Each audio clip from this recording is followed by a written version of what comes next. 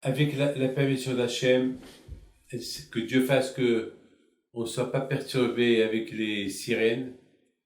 Voilà, la situation n'est pas très très bonne.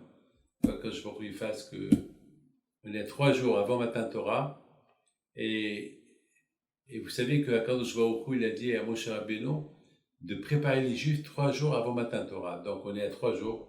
On les appelle Shloshei Yimei Agvala. 3 jours de frontières. Ne pas toucher les femmes, se purifier, ne pas manger des choses qui peuvent amener la personne à avoir Zerah Levatala. Donc 3 jours. Et on a vendredi, samedi, dimanche. 3 jours de préparation. Et ce qui est incroyable, ce qui est impressionnant, c'est ce que je vais te dire là. Et Hakadosh Baruch Hu, lorsqu'Hakadosh Baruch Hu, il a donné, il a libéré les Juifs de l'Égypte, c'est écrit que les Malachim, ils ont dit à Hakadosh Baruch Hu, donne-leur la Torah. Donne-leur tout de suite la Torah. D'ailleurs, toute la raison pourquoi ils ont quitté l'Égypte, c'est pour recevoir la Torah.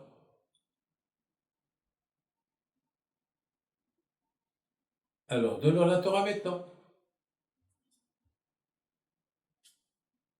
Moshe Rabbeinu alav Shalom, il était là. Tout était là pour que les Israéliens reçoivent la Torah. Et Akadosh Baruch Hu a dit non. Mes enfants, ils étaient esclaves pendant 400 ans. Ils ont souffert pendant 400 ans en Égypte. Et je ne peux pas leur donner la Torah comme ça. Il faut que je les prépare. C'est comme, par exemple, quand quelqu'un, par exemple, qui travaille dans une mine de charbon, tu ne peux pas lui donner un costume blanc. Attends, déjà, qui se lave. Et surtout les Bnei Israël, ils étaient, pendant 400 ans, ils ont appris la hashpa'a comment ça s'appelle, des Égyptiens et tout ça. Donc quand je l'ai dit, au Malachim, non. Il faut déjà au moins 7 semaines, 7 semaines de préparation, 7 semaines de se préparer pour Matan Torah, 7 semaines pour se laver de tout leur midot raot, toutes les mauvaises qualités qu'ils avaient, et après je leur donne la Torah. Donc ça veut dire, n'oubliez pas ce que je vous ai dit, qu'au départ, les Malachim voulaient que Hachem il donne la Torah tout de suite au Bnei Israël. Et c'est Hachem qui n'a pas voulu. C'est Hachem qui a dit non, ils sont sales. Il faut qu'ils se préparent. Et pas tout de suite. Très bien. Alors maintenant, ce midrash-là, c'est le Rosh Shiva de Beth Matatia qui lorsqu'hier il était chez moi, avant-hier, il est venu me voir. Il a une yeshiva de 500 élèves, 500 bahurim. Et je travaille beaucoup avec lui. Il nous envoie des bahurim de la yeshiva, lui, à Ashdod. Donc, on est resté pendant 1h30 au bureau, on a parlé un peu du vrai Torah, et il m'a apporté ce midrash-là. Alors, moi, j'ai posé une question. J'ai dit, mais c'est une contradiction. Pourquoi? Parce que Hachamim, ils disent que lorsque Moshe Rabbeinu est monté au ciel pour recevoir la Torah, c'est écrit comme ça. C'est écrit que les Malachim, ils ont dit à Moshe Rabbeinu, à Kadosh Baruch Hu, Malilo Disha Benenu. Qu'est-ce qui fait celui-là avec nous?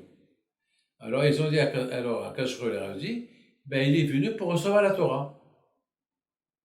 Alors ils ont dit à Kadosh Baruch Hu, mais Hachem, tu ne peux pas donner la Torah à ces gens. Et attends, la Torah c'est tes noms.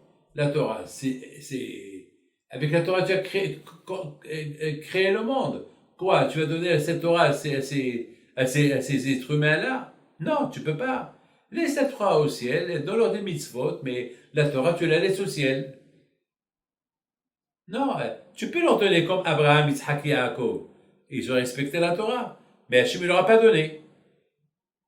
Et Abraham, Isaac et Yaakov, c'était des grands tzadikim. Mais Hachem ne leur a pas donné la Torah. Il y a ce qu'on appelle officiellement et officieusement. Par exemple, je peux te dire, hey, Yoel, demain je te donne 1 000 euros. Je sais que je vais tenir ma parole. Mais tant que je ne sais pas, que j'ai pas écrit, voilà, Yoel, je te donne 1 000 euros, tu sais, il n'y a que la parole. La parole, c'est pas très officiel. Mais on dit, les écrits, ils restent. Vous savez, un chèque, s'il n'est pas signé, il vaut rien. Il vaut rien, un chèque qui n'est pas signé. Il faut qu'il soit signé. Donc, à Israël, donc, les malachim, ils se disent à Akash Baruch Hu, mais pourquoi tu veux leur donner la Torah? Donne-leur la Torah comme ça, officieusement, pas officiel, comme Abraham, Isaac et Yaakov, qu'ils ont respecté la Torah, ils sont partis à la yeshiva, ils ont utilisé la Torah chez Shem Ever, mais c'est pas la peine de leur donner. Alors, Moshe Rabbeinu, il a dit à Akash Baruch Hu, il a dit à Moshe Rabbeinu, alors tu as une réponse à leur donner? Alors Moshe Rabbeinu, il a dit à Akash Baruch Hu, j'ai peur de leur donner une réponse parce que j'ai peur qu'ils me brûlent avec leur bouche. Moi, je suis qu'un être humain, eux, c'est des malachim. Et j'ai peur d'eux. Vous imaginez, hein, Moshe Rabbeinu, alav shalom, il avait peur des malachim. Alors qu'il était l'invité d'Hachem. Même qu'il était l'invité d'Hachem, il avait peur d'eux. Il avait peur d'eux. Il avait peur d'eux, parce que malachim, parce que les malachim, ils sont très forts. Et en plus, Moshe Rabbeinu, c'est un être humain. C'est pas un malach. Un être humain, il est fort dans ce monde-là, mais il est faible là-haut. Un malach, il est très fort là-haut, mais il est faible en bas. Vous comprenez? Chacun, il a... D'ailleurs, même les malachim, ils ont dit à Akash Baruch Hu, qu'est-ce qu'il fait ici avec nous? Mais c'est pas son monde. Ici, c'est le monde des Neshamot. Ici, c'est le monde des malachim. Qu'est-ce qu'il fait un être humain ici? Est-ce que nous, on est avec lui là-bas? Est-ce qu'il y a des malachim qui habitent dans ce monde-là? Non. Vous avez vu un malach? Non. Ça n'existe pas. Alors là, quand je vois au dit Moshe Rabbeinu, Moshe Rabbeinu avait peur. Alors là, quand je vois il lui dit, Ehhoz bikisi kimudi ve'achzera tshuva. Touche, mets tes mains sur mon trône céleste et donne-leur une réponse. C'est de la folie, ça. Hein? Ça, c'est de la folie. C'est du cas quand je vois il dit Moshe Rabbeinu, Moshe, toi tu as peur d'eux, mais tu sais que eux, ils n'ont pas le droit de toucher mon trône. Et toi, tu es mieux qu'eux. Touche mon trône, donne une réponse. Et dès qu'ils vont voir que tu touches mon trône, ils vont avoir peur de toi. Alors Moshe Rabbeinu, c'est ce qu'il a fait. Il a touché le trône d'Hachem. Alors les malachim, ils ont eu peur de lui. Les malachim, là, ils ont compris que Moshe, c'est pas un être humain et c'est même pas un malach. Il a dépassé tout. Ça veut dire que ce qu'ils ne peuvent pas faire, lui, il a fait. Et en plus, c'est que lui, c'est un être humain. Un être humain, là-haut, il leur a dit, dites-moi, vous étiez en Égypte? Non. Vous mangez? Non. Vous volez? Non. Vous avez des femmes? Non. Il y a ce qu'on appelle, vous vous mariez? Non. Vous mangez du cochon? Non. Vous faites Shabbat? Non. Alors pourquoi vous voulez la Torah? Vous avez eu de Sahara? Non. Alors si vous n'avez pas eu de Sahara, alors pourquoi vous voulez la Torah? La Torah c'est pour nous. Nous on était en Égypte, on a et finalement ils ont compris que la Torah elle n'est pas pour eux. Maintenant la question se pose, comment est-ce possible que rien que maintenant ils n'ont pas compris que la Torah n'est pas pour eux? Alors voilà, écoutez, c'est tout ce que je peux vous dire. Comment ils n'ont pas compris que la Torah n'est pas pour eux? Pourquoi il n'y a que maintenant? C'est maintenant qu'ils ont compris que la Torah n'est pas pour eux. Pourquoi avant ils n'ont pas compris que la Torah n'est pas pour eux? Première question. Deuxième question, mais avant, ils étaient pour que Hachem ait dans la Torah ou Israël. Et comment ça se fait que maintenant, ils sont contre? Tout à l'heure, je vous ai dit que les malachim, ils ont dit à Akash Baruch Hu, mais donne-leur la Torah. Maintenant. Et Hachem a dit non, je ne donne pas la Torah maintenant jusqu'à qu'ils se préparent. Jusqu'à qu'ils se reposent de l'influence égyptienne, etc., etc., après je leur donne. Et maintenant, ils ne veulent pas. Alors, vous savez, c'est la réponse que j'ai pensée. C'est ça la grandeur de la Torah. La grandeur de la Torah, c'est Ta'amo okitov Hashem. Lorsque tu la goûtes, tu vois la grandeur d'Hachem. Les Malachim, eux, ils vivent dans un monde où il n'y a pas de Yetzirah. Donc, pour eux, la Torah,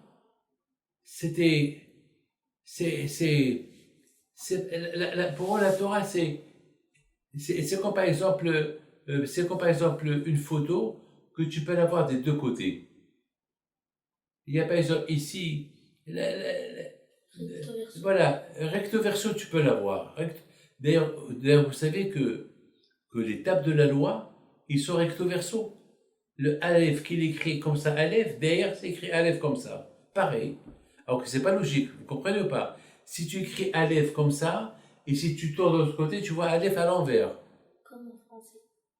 C'est impossible. Match, c'est recto verso. Les tables de la loi, c'était misé, c'est un miracle. C'est un miracle. Mais la Torah, il y a deux façons comment tu vois la Torah.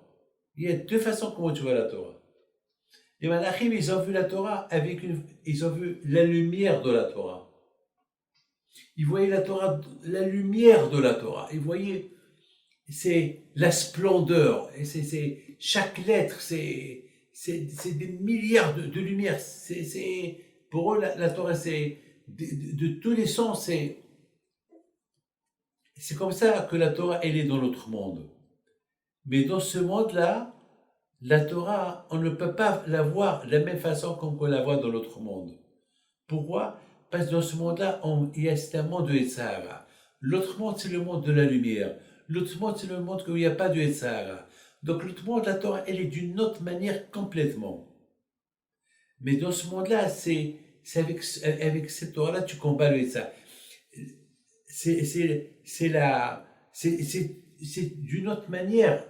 Tu fais la guerre avec le Yetzirah. La Torah, tu la vois d'une autre manière. Et c'est la raison pourquoi Moshe Rabbeinu, il leur a dit la façon comment vous voyez la Torah, parce que vous êtes dans l'autre monde. Mais nous, dans ce monde-là, c'est un autre monde. C'est un monde de Yetzirah, c'est un monde de femmes, c'est un monde de manger, c'est un monde de Yetzirah, c'est un monde de matériel, c'est un autre monde complètement. C'est pas pareil. C'est pas pareil. Dans ce monde-là, on voit pas la. Et c'est la raison pourquoi il leur a dit vous, la Torah comme vous la voyez, c'est impossible. C'est impossible que nous, dans ce monde-là, si on n'a pas la Torah, on ne peut pas vivre. C'est impossible. Vous avez compris? Il y a deux façons comment voir. Et regardez la Chokhmah de Moshe Rabbeinu. Mais écoutez bien, vous allez voir la Chokhmah de Moshe Rabbeinu. Moshe Rabbeinu, c'est pour ça qu'Akadosh Baruch Hu, il a voulu que c'est Moshe qui donne des réponses aux Malachim. Parce qu'Akadosh Baruch Hu, il a donné un kouah à Moshe Rabbeinu. Il a donné une Chokhmah pour que Moshe Rabbeinu, il sait comment répondre. Et il sait comment les convaincre. Comment les convaincre? Les convaincre les Malachim. Parce qu'a priori, les Malachim, ils auraient pu ne pas laisser Moshe Rabbeinu descendre avec la Torah. Parce que Hachem il a créé le monde avec la Torah, et c'est vrai, ils ont raison, que les Juifs, ils peuvent recevoir la Torah sans qu'on leur donne la Torah. Ils peuvent, comme Abraham, Isaac et Jacob, ils ont respecté la Torah sans qu'on leur donne la Torah officiellement. Officieusement, c'est tout. Pourquoi? Parce que la Torah, c'est la lumière, elle représente la lumière. Mais Moshe Rabbeinu leur a dit, nous on a besoin de la Torah, pas pour la lumière de la Torah, ce que la Torah elle représente. Parce que le fait qu'on va faire descendre la Torah en bas, cette Torah-là, elle va nous aider uniquement pour combattre le Yetzirah, qu'il est un petit ange. Un petit ange, c'est tout. Alors, eux, ils ont compris que toute la Torah, elle reste là-haut. Vous avez compris? Eux, ils ont compris que maintenant que toute la Torah, elle reste en haut. C'est que lui, il a besoin que un peu de la lumière de la Torah pour combattre le Yetzirah. Pour eux, vous savez c'est quoi les malachim qu'il y a là-haut? Il y a des malachim 1000 milliards de fois plus forts que le Yetzirah. Le Yetzirah, c'est rien du tout, c'est comme une goutte dans l'eau. C'est comme une goutte dans l'océan. Alors pour eux, d'accord, allez, prenez la Torah. Ils n'ont pas compris que dans la Torah, il y a ce qu'on appelle, vous savez ce qu'on appelle, écoute bien, vous savez, il y a le parfum, il y a ce qu'on appelle l'extrait du parfum. Beaucoup des fois, tu prends l'extrait du parfum, tu prends une goutte de l'extrait du parfum, tu la mets dans une bouteille de parfum et la bouteille, elle est parfumée. Et tu mets avec une goutte. Alors, il y a la Torah, et il y a ce qu'on appelle l'extrait de la Torah. L'extrait de la Torah. Alors, eux, ils ont compris que Moshe Rabbeinu va prendre la Torah, mais l'extrait de la Torah, il va rester dans le ciel. Et l'extrait de la Torah, c'est les secrets de la Torah. Ouais. Et Moshe Rabbeinu, alav shalom, c'est pour ça, il dit, David Ameler, Alita la Marom, tu as mené une guerre avec les Malachim pour les convaincre, pour leur faire comprendre que la Torah n'est pas pour eux. Tu l'as apporté, mais tu as apporté la Nishama de Rabbi Shimon bar Yochai. Et la Nishama de Rabbi Shimon bar Yochai, c'est le secret de la Torah. Regarde comment il les a eus. Et Moshe Rabbeinu, tout ce qu'il voulait, rien que faire descendre la Torah. Une fois qu'il a fait descendre la Torah, il a gagné tout. Il a tout gagné. C'est tout. Il les a eus.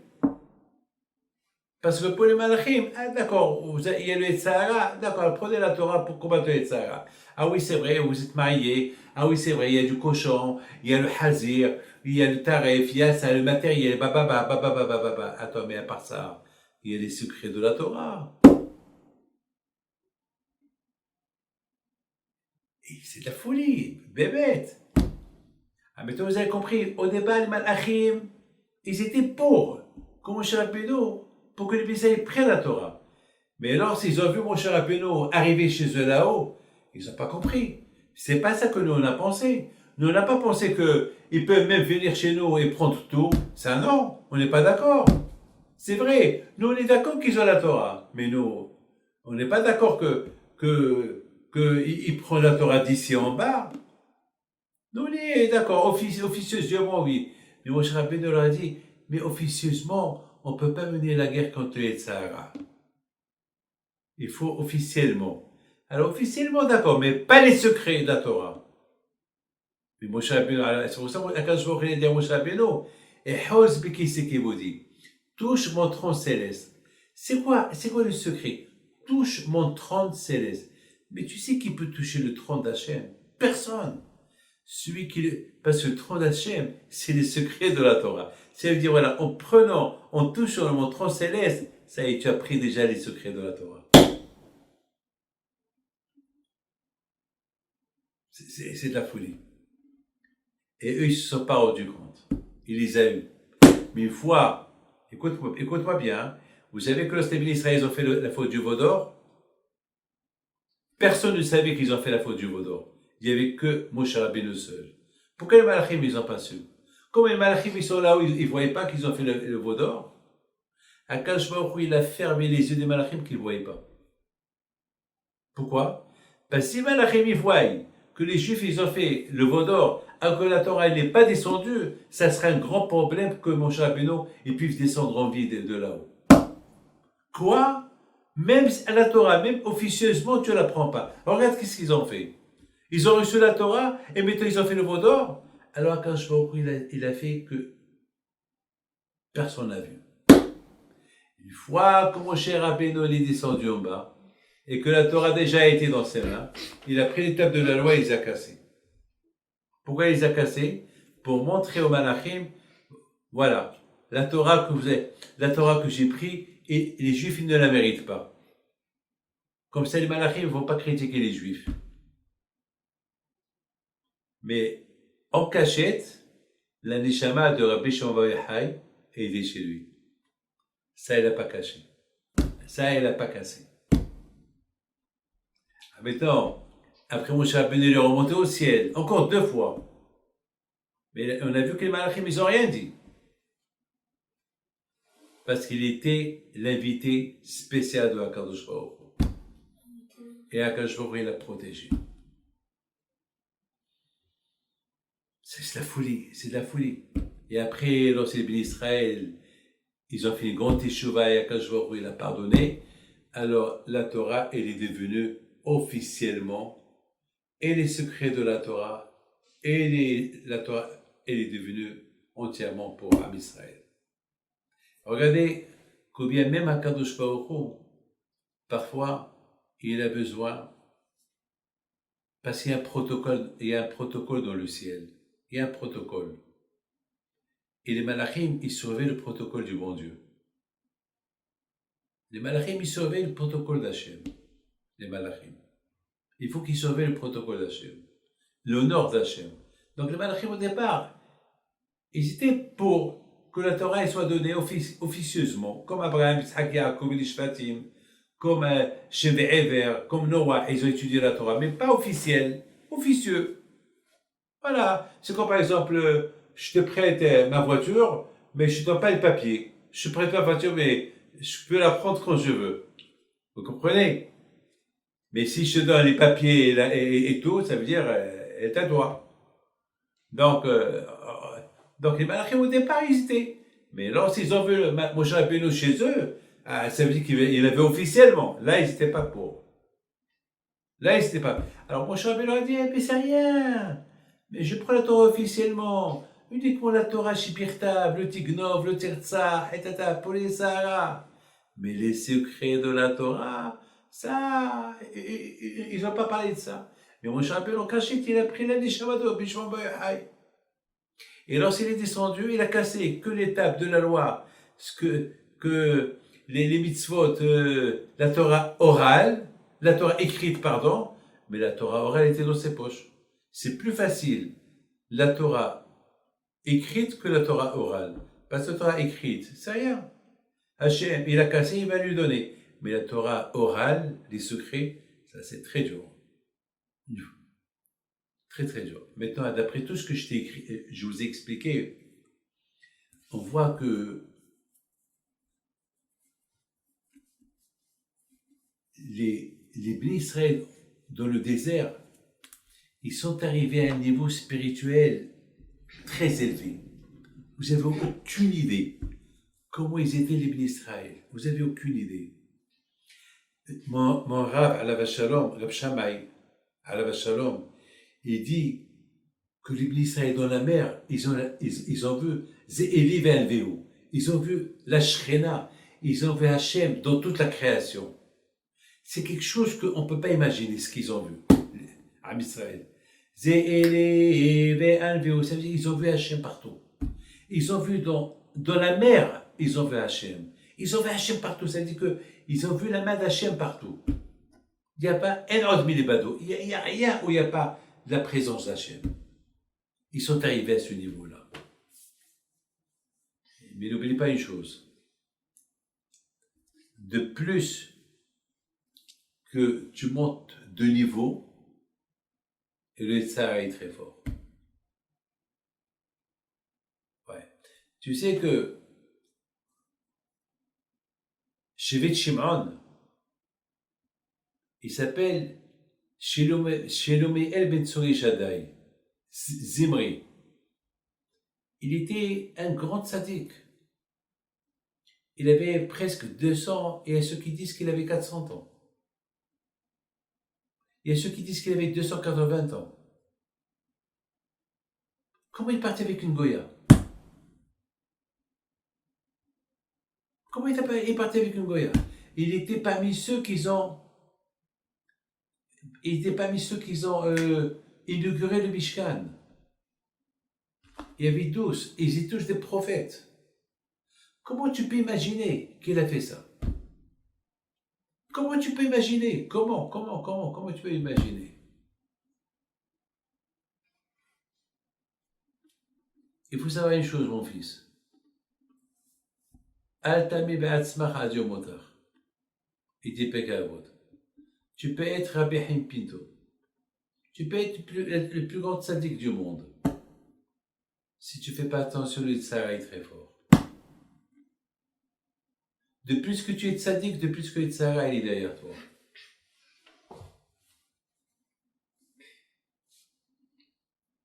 Il faut faire attention. Regarde Korah.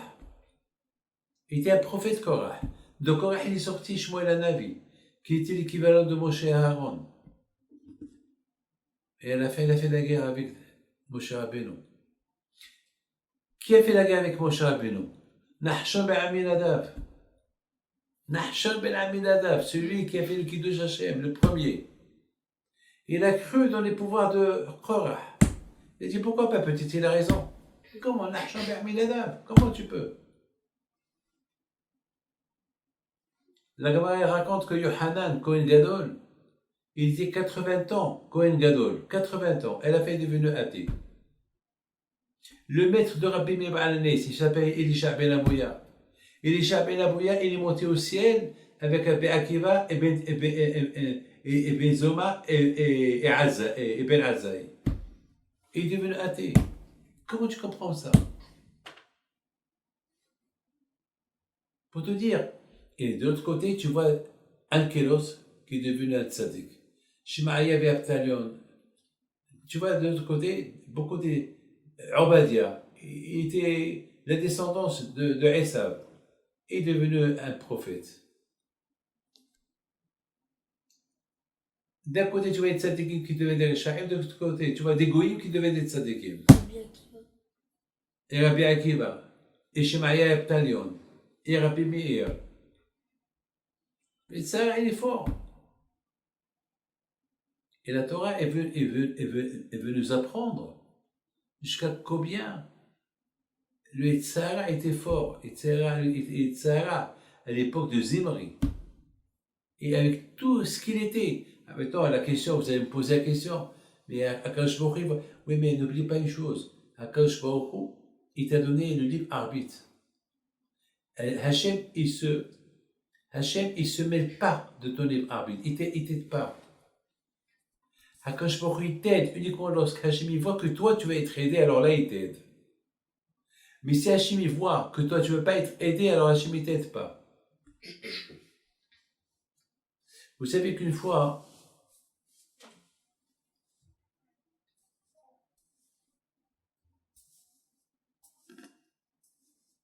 Rabbi Meir,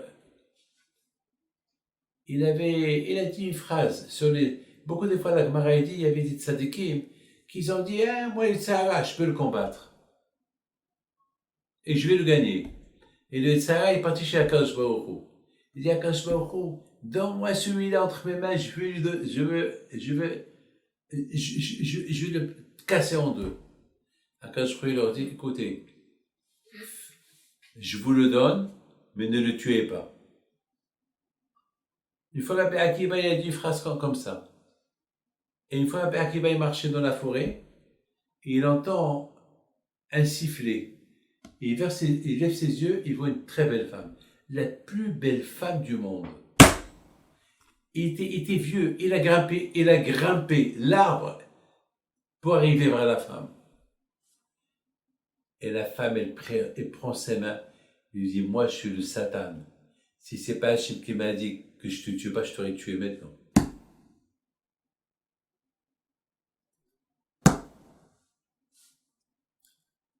Beaucoup de païens de tzadikim, ils n'ont pas dit pour se vanter, nous on peut gagner le Tzara. Ils ont cru. Alors Akadosh Baruch Hu, il les a aidés il les a protégés. Mais si quelqu'un dit à Akadosh Baruch Hu, Hachem, j'ai pas besoin de toi, alors là, Akadosh Baruch Hu, il abandonne. Ba Korba, il était l'homme le plus fort du monde. Il recevait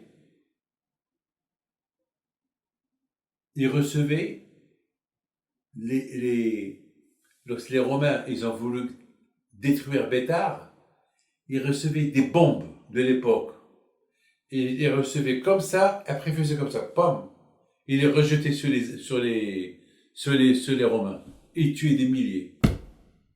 Mais lorsqu'il a dit, Hachem, j'ai pas besoin de ton aide, je suis fort. Ben, il est mort. Eh ben, c'est ce qui s'est passé avec Zimri. Zimri, lorsque les Juifs ils sont sortis, ils ont fauté avec les filles de Midian et les filles de Moab, au lieu que lui, il a fait du moussard, et il n'a rien dit. Et lorsqu'ils ont commencé à être punis, alors ils lui ont dit, alors, toi, tu es notre chef, alors nous, on est en train d'être punis, et toi, tu fais rien du tout. Alors ils lui ont dit, ah, si tu fais rien du tout, c'est pas peine que tu sois président. Donc il a cherché le kavod. Pour le kavod, il a fait ça. Pour qu'il reste président, à la fin, il est mort. Ah là, que je trouve, il n'a pas aidé. Mais toi, tu peux pas me dire, mais Hachem, il savait. Hachem, il sait tout. Pourquoi Hachem, il sait pas que Ishmaël, tout ce qu'il va faire aux Juifs? La vie, elle est comme ça. Quand je vois il a donné le libre arbitre. Il t'aide pas, Hachem. D'ailleurs, même dans les Hachamaïm, on dit, Hakol bidi Shamaïm, Hotzmer Hachamaïm. Maintenant, on a vu que pour Matan Torah, il y avait une exception qu'Akash Baruch il a lavé les Juifs parce qu'il n'avait pas le choix. À Matan Torah, il n'avait pas le choix. Parce que c'est pas possible. En 49 jours, ils se sont préparés pour recevoir la Torah. C'est impossible. Il fallait au moins des milliers d'années pour se préparer. En 49 jours, c'est pas possible. Il y avait des miracles.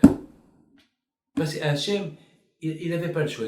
C'est la raison d'ailleurs pourquoi les Juifs ne sont pas rentrés en Israël tout de suite. Ça a pris 40 ans. Donc vous voyez que pour Matan Torah, Hachem, il a fait au-delà de la nature. Mais à partir de là, il n'y a plus au-delà de la nature. Après, c'est le libre arbitre. Jusqu'à Matan Torah, c'était au-delà de la nature. Au moment qu'Hachem a dit Anochi Hachem Elokecha, Am Israël, ils sont morts. Lorsqu'Hachem a dit Anochi, les Juifs ils sont morts. Après Hachem les a ressuscités. Lorsqu'il les a ressuscités, c'était des nouvelles personnes. À partir de là, le libre arbitre. Jusqu'à Matan Torah, il n'y avait pas de libre arbitre. Quand je les a aidés, jusqu'à qu'ils sont devenus ce qu'ils sont devenus. Et après, ça y est. Donc Zimri, libre arbitre. Libre arbitre. Regarde Yeshua Benon. Où il est arrivé. Tu peux devenir comme Moshe Rabbeinu, mon fils. Tout dépend de toi. Mais Hachem ne t'aidera pas. Mais lorsque Hachem voit que vraiment tu veux, là il t'aide. Mais il ne va pas t'aider si Hachem voit que... Vous avez une question sur ça? Non. Oui, Rabbi David. J'ai une question, c'est que donc vous avez évoqué en fait le fait que Dieu il a purifié les pays d'Israël avant qu'ils ont reçu la Torah. Et moi, ce que j'aimerais savoir, c'est quel était le srout pour que Dieu les purifie pour recevoir la Torah, parce qu'avant de recevoir la Torah, il y a Midrash qui dit qu'ils étaient à Rephidim, et à Rephidim, ils se sont relâchés. Donc ce que j'aimerais savoir, c'est vraiment quel était ce srout. Alors le srout, c'est parce que si Hachem il les aide pas, jamais Hachem serait le roi sur Am Israël. Il faut. Il n'y a pas de roi sans peuple.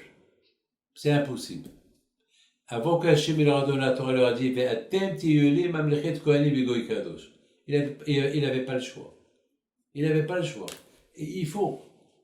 Et c'est comme ça. Mais n'oublie pas, pendant un an, il leur a montré des miracles. Pendant un an, les miracles qu'ils ont vus en Égypte. Pendant un an, ils ont vu des miracles.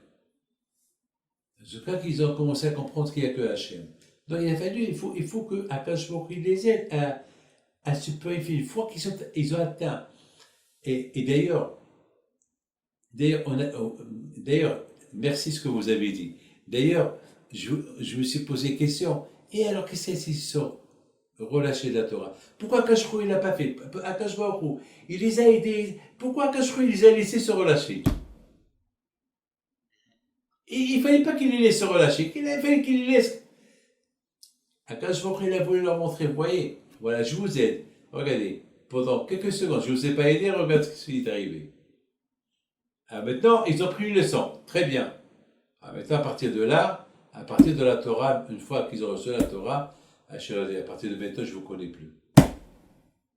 D'ailleurs, Hachamim me disent que la Matan Torah, Akadosh Baruch Hu, il a paralysé le monde. Pendant quelques secondes, il n'y avait pas d'oxygène. Et les oiseaux qui volaient, ils se sont arrêtés. Les vagues, s'il y avait un tsunami, ils s'est arrêté. La question se pose, pourquoi il y a eu ça? Pourquoi Hachem a paralysé le monde? Et s'il y avait un bébé qui était en train de boire du lait, il s'est arrêté. S'il y avait un bébé qui pleurait, il s'est arrêté. Jusqu'à que le monde, ils ont cru que c'est la fin du monde. Eh bien, la réponse, elle est, à Matan Torah, Hachem il a voulu montrer au peuple d'Israël, jusqu'à maintenant, j'ai maintenu le monde par miséricorde. Jusqu'à maintenant, le monde était abandonné. À partir de maintenant, c'est vous qui va maintenir le monde.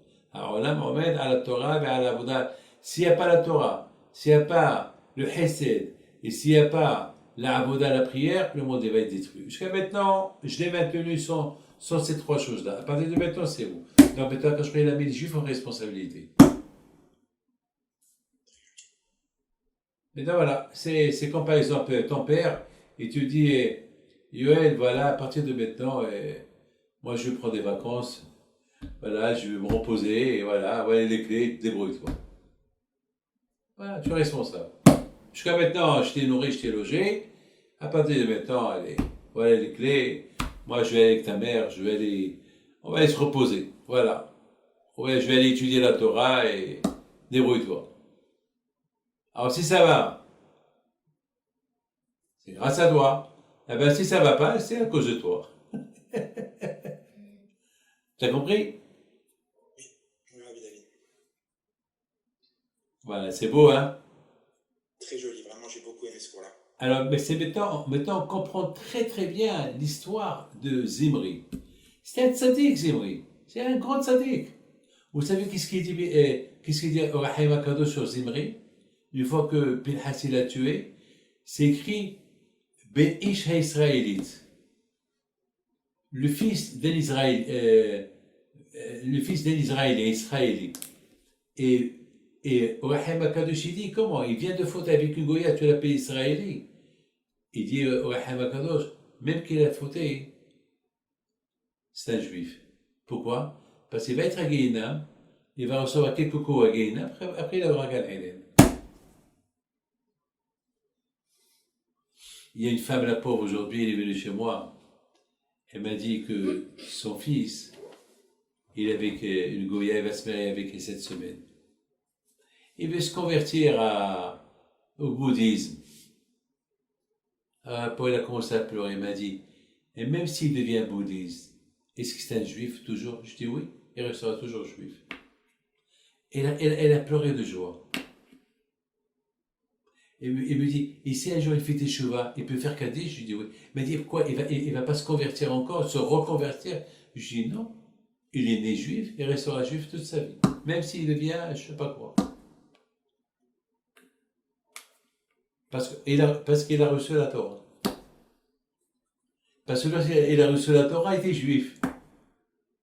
Donc il restera juif tout le temps. C'est comme ça. Maintenant, après, c'est le libre arbitre. Ce Zimri-là, c'était... Vous savez quel âge il avait?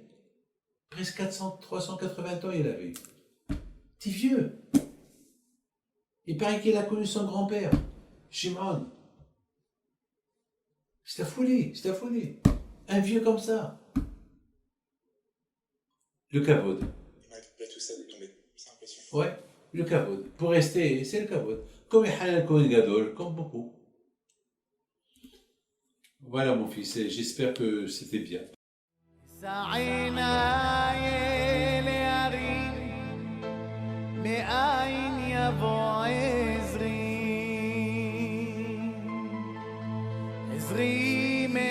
Adonai,